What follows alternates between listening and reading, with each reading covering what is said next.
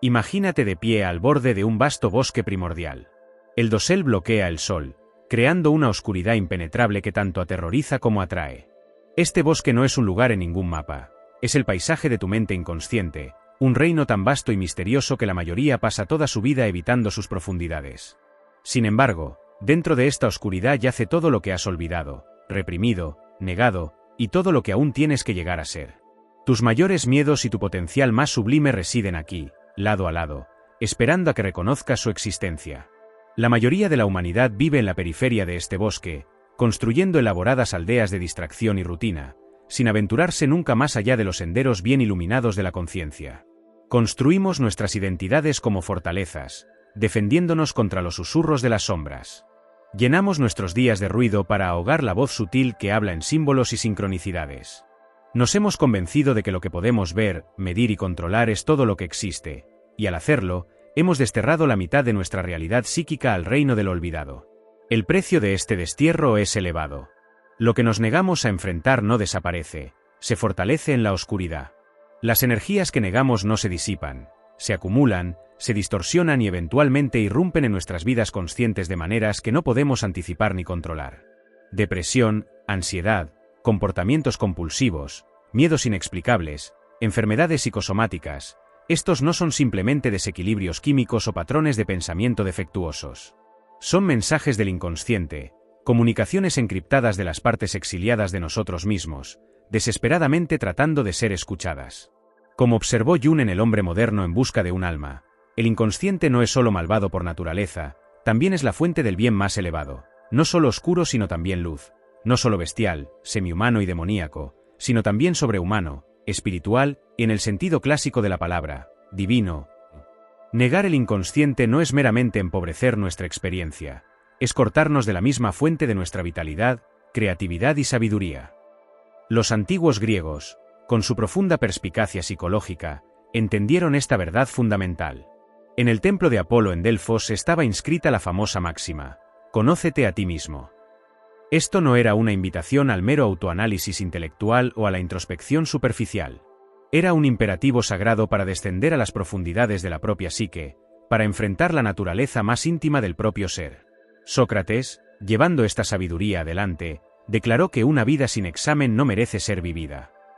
No porque el análisis intelectual haga que la vida valga la pena, sino porque la verdadera vida requiere compromiso con la totalidad de quienes somos, tanto las dimensiones conscientes como inconscientes de nuestra existencia. En nuestra era moderna de incesante estimulación externa y distracción tecnológica, esta antigua sabiduría ha sido en gran parte olvidada. Nos hemos convertido en extraños para nosotros mismos, alienados de las corrientes más profundas de nuestra propia vida psíquica. Confundimos las ondulaciones superficiales de la conciencia, nuestros pensamientos pasajeros, nuestras emociones reactivas, nuestras preferencias condicionadas, con la totalidad de quienes somos. Mientras tanto, debajo de esta superficie superficial yace un océano de significado, memoria y potencial que permanece en gran parte inexplorado. El inconsciente, sin embargo, no se contenta con permanecer para siempre en el exilio.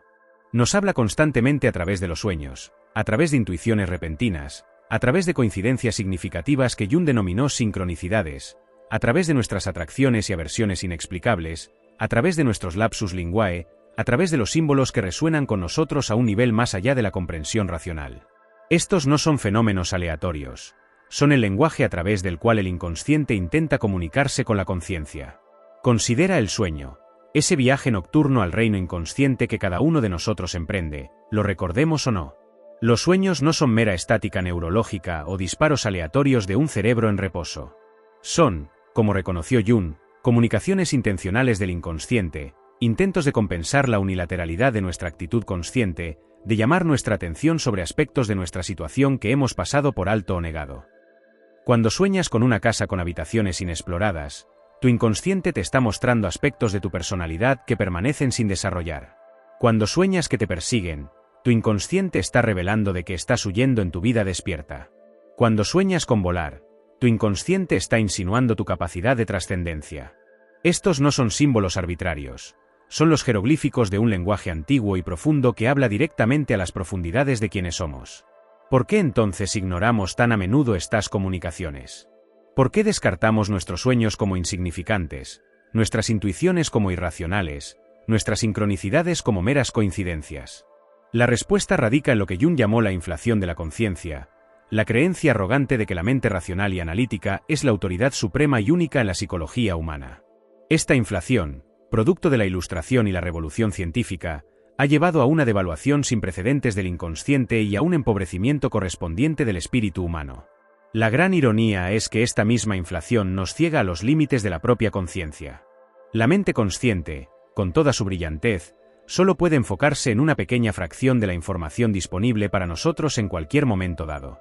Es como un estrecho rayo de luz que ilumina lo que cae dentro de su enfoque mientras deja la gran mayoría de nuestra experiencia en la oscuridad. El inconsciente, por el contrario, procesa una cantidad inconmensurablemente mayor de información simultáneamente. Percibe patrones, conexiones y significados que la conciencia, con su procesamiento secuencial y lineal, no puede captar. Por eso las intuiciones a menudo resultan más precisas que los juicios razonados, porque los avances creativos frecuentemente ocurren durante estados de atención relajada en lugar de concentración intensa, porque a veces sabemos cosas sin saber cómo las sabemos. Estos no son fallos de la racionalidad, son manifestaciones de un tipo diferente de inteligencia, la inteligencia del inconsciente. Las mentes científicas más grandes a menudo han reconocido esta verdad. Newton no llegó a la ley de la gravitación universal mediante pura deducción, fue un destello de intuición desencadenado por la caída de una manzana. Einstein no desarrolló la teoría de la relatividad solo a través del cálculo, surgió de su capacidad para imaginarse a sí mismo montando un rayo de luz. Como reflexionó más tarde, el intelecto tiene poco que hacer en el camino hacia el descubrimiento. Se produce un salto en la conciencia, llámalo intuición o como quieras, y la solución te llega, y no sabes cómo ni por qué. Este salto en la conciencia es precisamente lo que Jung identificó como la irrupción del contenido inconsciente en la conciencia, un levantamiento momentáneo del velo entre los dos reinos de la psique. Tales momentos pueden ser profundamente desorientadores, incluso aterradores, porque desafían nuestro sentido cuidadosamente construido de la realidad y la identidad. Nos revelan que no somos quienes pensábamos que éramos, que el mundo no es lo que asumimos que era. Sin embargo, es precisamente en estos momentos de desorientación cuando surgen nuestras mayores oportunidades de crecimiento y transformación. Para Jung, la relación entre la conciencia y el inconsciente no era inherentemente antagónica. El objetivo no era que uno dominara o eliminara al otro, sino que los dos entraran en un diálogo creativo, lo que él denominó la función trascendente. Esta función emerge cuando la conciencia reconoce la validez de los contenidos inconscientes y trabaja para integrarlos, en lugar de reprimirlos o proyectarlos. Este proceso de integración se encuentra en el corazón de lo que Jung llamó individuación, el viaje de toda la vida hacia la totalidad psicológica. La individuación no consiste en volverse perfecto o alcanzar algún estado idealizado de iluminación. Se trata de convertirse cada vez más en quienes realmente somos, en toda nuestra complejidad y contradicción, al llevar más y más del inconsciente a la relación con la conciencia. El primer gran desafío en este viaje implica confrontar lo que Jung llamó la sombra, aquellos aspectos de nosotros mismos que hemos negado, reprimido o desconocido porque entran en conflicto con nuestra autoimagen consciente. La sombra contiene no solo nuestras cualidades negativas, nuestra ira, celos, egoísmo, etc., sino también potenciales positivos que han sido sacrificados para conformarse las expectativas familiares, culturales o sociales. Cuando nos negamos a reconocer nuestra sombra, inevitablemente la proyectamos sobre los demás. Vemos en ellos las mismas cualidades que hemos negado en nosotros mismos. La persona que es inconsciente de su propia agresión ve hostilidad en todas partes. El individuo que reprime su sexualidad se obsesiona con la percibida promiscuidad de los demás. El perfeccionista que niega sus propias limitaciones es implacable al señalar los defectos de los demás. Como señaló Jung, todo lo que nos irrita de los demás nos puede llevar a un entendimiento de nosotros mismos. La integración de la sombra requiere un inmenso coraje y honestidad. Significa admitir que no somos quienes pretendemos ser, que nuestra autoimagen es incompleta en el mejor de los casos y fundamentalmente falsa en el peor. Significa reconocer esos impulsos, deseos y capacidades dentro de nosotros que hemos considerado inaceptables o amenazantes. Significa reclamar la energía que ha sido encerrada en la represión y la proyección, energía que luego puede ser redirigida hacia propósitos más conscientes y constructivos. Este proceso de integración no significa actuar indiscriminadamente los contenidos de la sombra. Más bien, significa llevarlos a una relación consciente, reconocer su existencia y su poder, comprender sus orígenes y propósitos, y gradualmente encontrar canales apropiados para su expresión. Cuando hacemos esto, descubrimos que la sombra, por aterradora que pueda parecer inicialmente, contiene una tremenda vitalidad, creatividad y sabiduría. Considera al artista que debe acceder a su sombra para crear trabajo de profundidad y autenticidad. Considera al líder que debe reconocer su propia capacidad de dominación y agresión para usar el poder responsablemente. Considera al sanador que debe reconocer sus propias heridas para desarrollar verdadera empatía por el sufrimiento de los demás. En cada caso, la integración de la sombra conduce no al deterioro moral sino a una mayor totalidad, profundidad y responsabilidad ética. Más allá de la sombra personal se encuentra la sombra colectiva, esos aspectos desconocidos de la naturaleza humana que culturas y sociedades enteras proyectan sobre otros designados. Guerras, genocidios, persecuciones de todo tipo pueden entenderse como proyecciones masivas de la sombra, donde la oscuridad desconocida de un colectivo se proyecta sobre un enemigo externo que debe ser destruido. Como observó Jung durante el ascenso del nazismo, cuando una sociedad no reconoce su sombra, esa sombra inevitablemente encontrará expresión en fenómenos colectivos devastadores. La sombra, sin embargo, es solo el primero de muchos encuentros arquetípicos en el camino de la individuación. A medida que penetramos más profundamente en el inconsciente, encontramos lo que Jung llamó los arquetipos, patrones primordiales e imágenes que son universales para la experiencia humana. Estos incluyen la madre, el padre, el niño, el héroe, el anciano o anciana sabios, el embaucador, y muchos otros, todos representando experiencias y relaciones humanas fundamentales que han moldeado nuestro desarrollo psíquico como especie. Los arquetipos no se aprenden, son estructuras innatas de la psique, parte de lo que Jung denominó el inconsciente colectivo. Son el equivalente psicológico de nuestros instintos físicos, patrones innatos que moldean cómo percibimos y respondemos a ciertas situaciones fundamentales de la vida. Así como una araña no necesita que le enseñen a tejer su red, los humanos no necesitan que les enseñen a reconocer las cualidades nutricias del arquetipo de la madre o las cualidades protectoras del arquetipo del padre. Estos patrones están integrados en la estructura misma de nuestra psique. Los arquetipos se manifiestan en nuestros sueños, en la mitología y la religión, en el arte y la literatura. Lo más importante para nuestro desarrollo psicológico, en nuestras relaciones. Cuando nos enamoramos profundamente a primera vista, a menudo estamos experimentando una proyección arquetípica. Vemos en la otra persona no solo a un individuo, sino una encarnación viviente del ánima o animus, lo femenino o masculino interno que busca expresión en nuestra vida.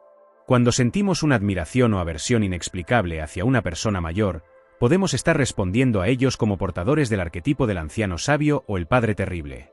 Estas proyecciones no son inherentemente problemáticas. Se vuelven problemáticas solo cuando permanecemos inconscientes de ellas, cuando confundimos la imagen arquetípica con la persona real, cuando cargamos nuestras relaciones con expectativas y demandas que ningún ser humano puede cumplir. El objetivo no es eliminar la experiencia arquetípica, eso sería imposible e indeseable, sino tomar conciencia de ella, distinguir entre los patrones eternos del inconsciente colectivo y los individuos únicos que temporalmente los encarnan para nosotros. A medida que continuamos el viaje de individuación, eventualmente encontramos lo que Jung consideraba el arquetipo central de la psique, el sí mismo, self. A diferencia del ego, que es meramente el centro de la conciencia, el sí mismo es el centro de la psique total, abarcando tanto las dimensiones conscientes como inconscientes. Es el arquetipo de la totalidad y la integración, el principio organizador que impulsa el propio proceso de individuación. El sí mismo se manifiesta en sueños y visiones como imágenes de totalidad, el círculo, el mandala, el niño divino, el gran árbol, el ser sabio, la piedra sagrada. Cuando tales símbolos aparecen espontáneamente, a menudo indican que un significativo proceso de integración está en marcha, que la psique se está reorganizando alrededor de un nuevo centro que trasciende la perspectiva limitada del ego. Los encuentros con el sí mismo pueden ser profundamente transformadores, incluso abrumadores. A menudo coinciden con lo que los místicos de varias tradiciones han llamado iluminación, esclarecimiento o unión con Dios. Jung, siempre el psicólogo empírico, prefirió describir estas experiencias en términos psicológicos más que metafísicos, pero reconoció su profunda significación para el desarrollo humano. Representan momentos en que la frontera artificial entre lo consciente y lo inconsciente se disuelve temporalmente, permitiendo vislumbrar la totalidad de la psique. Tales experiencias no pueden ser fabricadas o controladas, emergen espontáneamente cuando la psique está lista. Lo que podemos controlar, sin embargo, es nuestra respuesta a ellas. Podemos abrirnos a su potencial transformador, permitiéndoles remodelar nuestra comprensión de nosotros mismos y la realidad, o podemos descartarlas como anomalías sin sentido, retrocediendo al territorio familiar de nuestras suposiciones e identificaciones previas. Esta elección, entre abrirse a lo desconocido o aferrarse a lo familiar, recurre a lo largo del viaje de individuación. Cada vez que nos encontramos en tal encrucijada, lo que realmente está en juego es si nos permitiremos crecer más allá de nuestras limitaciones actuales o si nos atrincheraremos dentro de los límites de nuestra identidad existente. El crecimiento requiere coraje, exige que toleremos la incertidumbre, la ambigüedad y la desintegración temporal de nuestra anterior autocomprensión. Como la oruga debe disolverse dentro de la crisálida antes de emerger como mariposa, también nosotros debemos pasar por periodos de disolución y reconstitución a medida que avanzamos hacia una mayor totalidad. El proceso de individuación no es lineal sino espiral. Revisitamos los mismos temas, desafíos y encuentros arquetípicos repetidamente, pero cada vez a un nivel más profundo de comprensión e integración. La sombra que pensábamos que habíamos integrado revela nuevas capas. El sí mismo que vislumbramos en un momento de iluminación retrocede, dejándonos buscar de nuevo a través de la oscuridad. El inconsciente, habiendo revelado uno de sus secretos, nos presenta nuevos enigmas, nuevos símbolos para descifrar, nuevos aspectos de nosotros mismos para reconocer e incorporar. Por eso la individuación es un viaje de toda la vida, no un destino a alcanzar. Es un despliegue continuo, una revelación progresiva de quiénes somos y en quienes nos estamos convirtiendo. Exige de nosotros honestidad inquebrantable, coraje profundo y, sobre todo, una disposición a escuchar al inconsciente, a reconocer y responder a sus signos, sus símbolos, sus comunicaciones sutiles. En nuestro mundo moderno, dominado por la estimulación tecnológica y los valores materialistas, esta capacidad de escucha profunda se ha vuelto cada vez más rara. Somos constantemente bombardeados por ruido externo que ahoga la voz sutil del inconsciente. Se nos insta a buscar la realización en el consumo, el logro y la validación social en lugar de las profundidades de nuestra propia psique. Se nos enseña a valorar la certeza sobre el misterio, la respuesta sobre las preguntas, el control sobre la rendición. Sin embargo, a pesar de estos vientos culturales en contra, el inconsciente continúa su paciente trabajo. Nos habla a través de sueños que nos despiertan sobresaltados a las 3 de la madrugada, a través de sincronicidades que momentáneamente perforan el velo de la realidad ordinaria, a través de síntomas que nos obligan a detenernos y atender a lo que hemos estado ignorando, a través de impulsos creativos que exigen expresión, a través de relaciones que reflejan nuestros conflictos y potenciales internos. El inconsciente habla en muchas lenguas. Para algunos, se comunica principalmente a través del cuerpo, a través de tensión, dolor, enfermedad o movimientos espontáneos que llevan un significado simbólico. El cuerpo, como la manifestación más concreta de la psique, a menudo expresa lo que la conciencia aún no puede formular. El dolor crónico que surge después de una pérdida significativa, la enfermedad que coincide con un periodo de ira reprimida, las lágrimas espontáneas que vienen sin tristeza consciente, todas estas son comunicaciones del inconsciente, usando el lenguaje del cuerpo para transmitir lo que las palabras no pueden. Para otros, el inconsciente habla más directamente a través de sueños, imaginación activa o visiones espontáneas. Estas comunicaciones imaginales utilizan el lenguaje del símbolo y la metáfora, un lenguaje mucho más rico y matizado que el pensamiento verbal ordinario. Una sola imagen de sueño puede contener significados que requerirían volúmenes de texto para articular completamente. Una visión espontánea puede transmitir en un instante una verdad que podría tomar años de estudio intelectual para comprender. Para otros más, el inconsciente se revela principalmente a través de relaciones, a través de patrones de atracción y aversión, a través de conflictos que se repiten en diferentes relaciones, a través de las cualidades que admiramos o despreciamos en los demás. Nuestras relaciones sirven como espejos, reflejándonos aspectos de nosotros mismos que no podemos percibir directamente.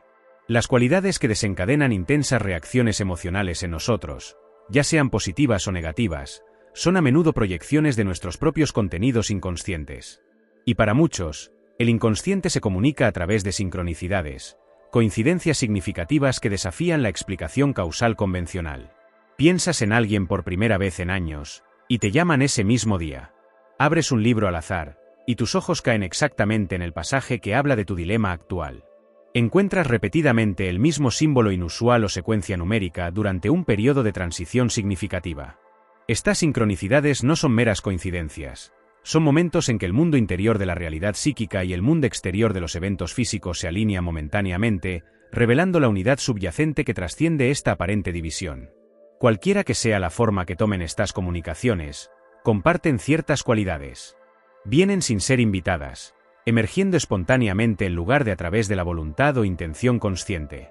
A menudo se sienten ajenas o otras, como si se originaran de una fuente más allá de nuestro sentido familiar del yo.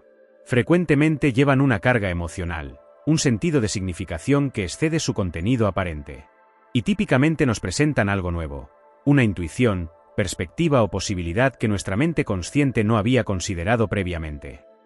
Aprender a reconocer y responder a estas comunicaciones requiere desarrollar lo que Jung llamó pensamiento simbólico, la capacidad de percibir significado más allá de la interpretación literal, de comprometerse con la naturaleza multivalente y paradójica de la realidad simbólica. Esta no es una habilidad que nuestros sistemas educativos típicamente fomenten. Desde una edad temprana, somos entrenados en el pensamiento lógico y analítico, un modo de cognición que, aunque esencial para navegar el mundo externo, es lamentablemente inadecuado para entender el lenguaje del inconsciente. El pensamiento simbólico implica un tipo diferente de atención, más receptiva que dirigida, más intuitiva que analítica, más holística que diseccionadora. Requiere que suspendamos temporalmente nuestras categorías y juicios habituales, permitiendo que el símbolo hable en sus propios términos en lugar de traducirlo inmediatamente a conceptos familiares. Exige que toleremos la ambigüedad y la paradoja, resistiendo la tentación de reducir símbolos ricos y multidimensionales a significados únicos y definitivos. Esta capacidad para el pensamiento simbólico alguna vez fue cultivada a través del ritual, el mito y la práctica religiosa.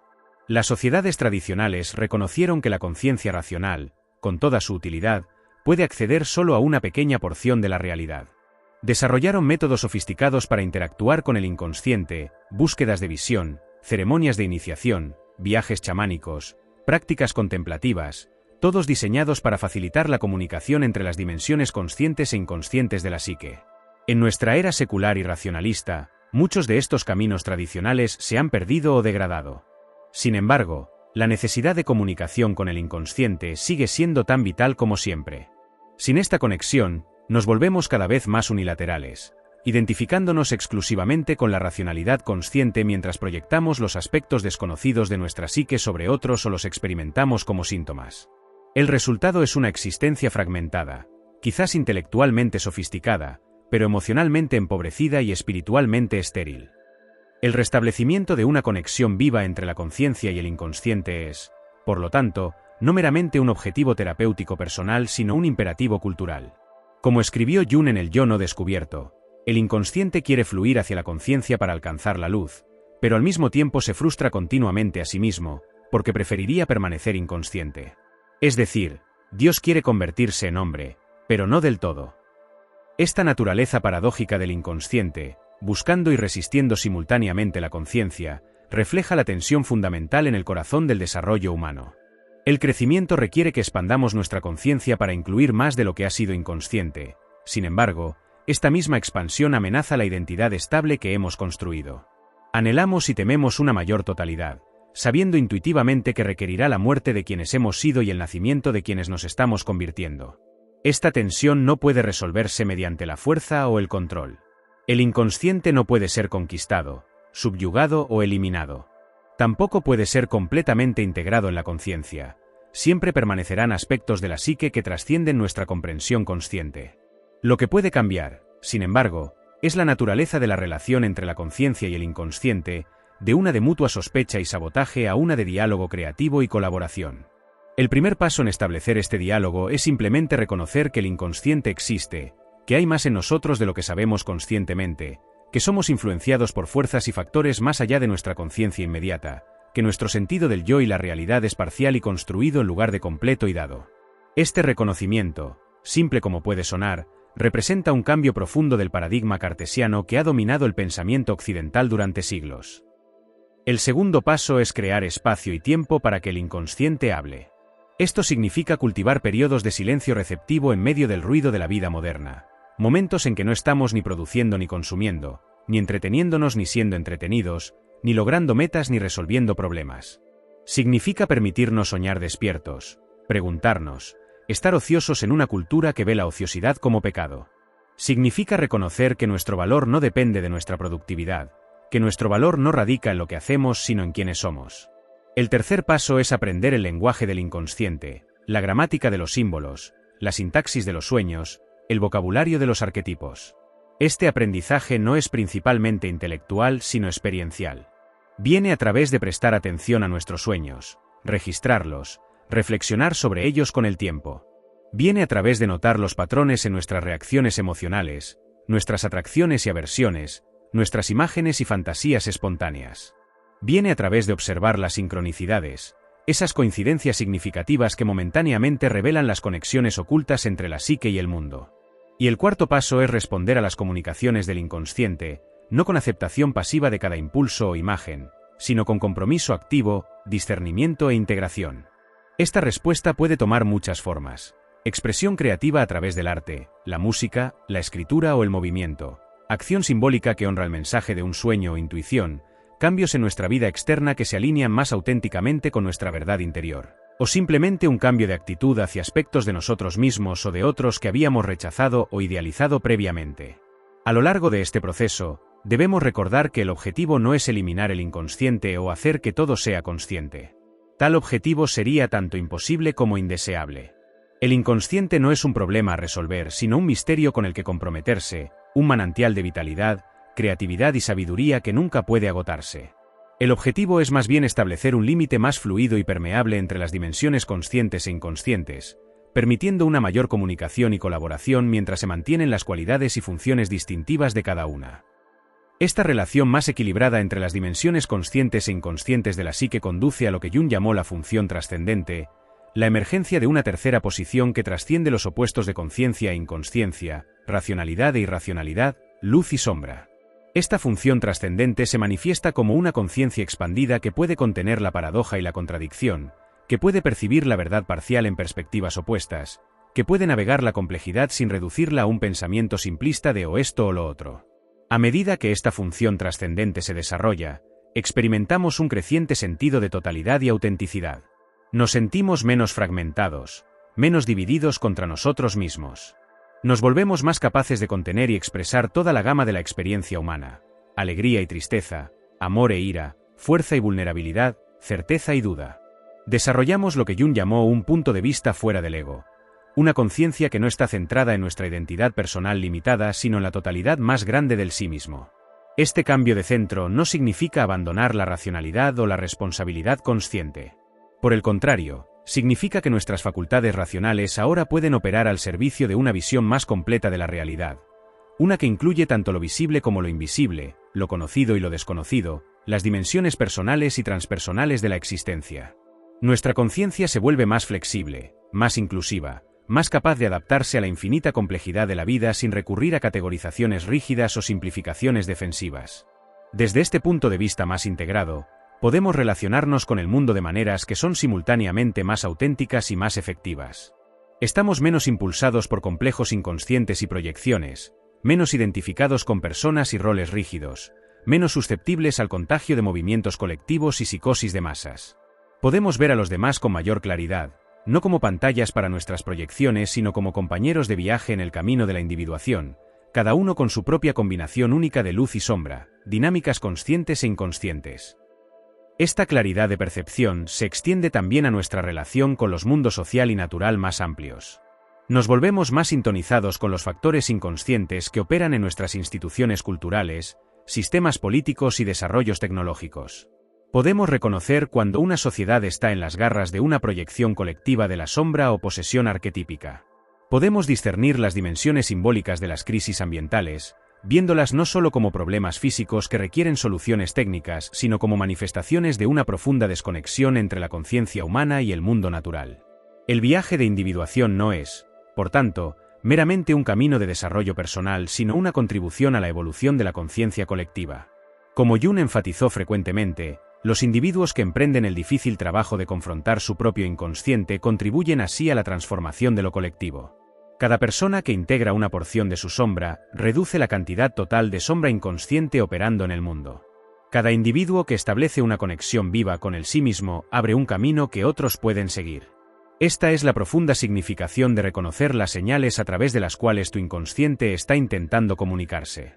No es meramente una cuestión de sanación o realización personal, por importantes que éstas puedan ser. Es una respuesta a un llamado que se origina más allá de la perspectiva limitada del ego, Un llamado a participar conscientemente en la gran obra de evolución psíquica que Jung creía era el verdadero significado y propósito de la existencia humana. El inconsciente te está hablando. En tus sueños, tus intuiciones, tus sincronicidades, tus síntomas, tus impulsos creativos, tus atracciones y aversiones inexplicables, en todas estas formas y más, está extendiéndose, invitándote a una relación más profunda con el misterio de tu propio ser. Solo pide que escuches, que atiendas, que respondas con corazón y mente abiertos a los mensajes que envía. La elección es siempre tuya. Puedes continuar viviendo en la periferia del bosque, sin aventurarte nunca más allá de los senderos familiares iluminados por la limitada luz de la ego-conciencia. O puedes adentrarte en la oscuridad, confiando en que lo que inicialmente aparece como sombra contiene las semillas de una vida más auténtica y expansiva. Puedes negar la realidad del inconsciente, descartando sus comunicaciones como ruido sin sentido. O puedes aceptar su invitación, participando en la gran aventura del autodescubrimiento que ha sido el verdadero llamado interno de la humanidad a través de las edades. Recuerda las palabras de Jung: hasta que no hagas consciente lo inconsciente, dirigirá tu vida y lo llamarás destino. El inconsciente no es tu enemigo, no es un residuo primitivo a superar o una fuerza irracional a controlar. Es la otra mitad de tu totalidad, la dimensión complementaria de tu ser, el manantial de tu vitalidad y creatividad. Contiene no solo tu sombra sino tu luz, no solo tus heridas sino tu sanación, no solo tus limitaciones sino tu potencial sin explotar. Las señales están por todas partes, en el sueño que te despierta sobresaltado a las 3 de la madrugada, en la letra de canción que trae lágrimas inesperadas a tus ojos, en el libro aleatorio que se abre exactamente en el pasaje que necesitas leer, en el sentimiento intuitivo que te guía a girar a la izquierda en lugar de a la derecha. Tu inconsciente está constantemente extendiéndose, intentando tender un puente sobre la división artificial entre las dimensiones conocidas y desconocidas de tu psique. Todo lo que se requiere es que reconozcas estas señales por lo que son, no ruido aleatorio sino comunicaciones significativas desde las profundidades de tu propio ser. Que las honres con tu atención, tu curiosidad, tu disposición a comprometerte. Que desarrolles el coraje para seguir a donde te llevan, incluso cuando el camino te lleve más allá de los cómodos límites de tu familiar autocomprensión. Porque en esta valiente respuesta al llamado del inconsciente yace la posibilidad de una vida vivida no meramente desde la superficie sino desde las profundidades, no meramente desde la parte sino desde el todo, no meramente desde el ego sino desde el sí mismo. Es la posibilidad de una vida imbuida de significado, autenticidad y un sentido de participación en algo más grande que tu existencia individual. El gran misterio de la conciencia evolucionando hacia una conciencia cada vez mayor de su propia naturaleza infinita. Reconoce las señales. Tu inconsciente está hablando. El mensaje que trae no es nada menos que la verdad de quién eres y en quien te estás convirtiendo. Escucha.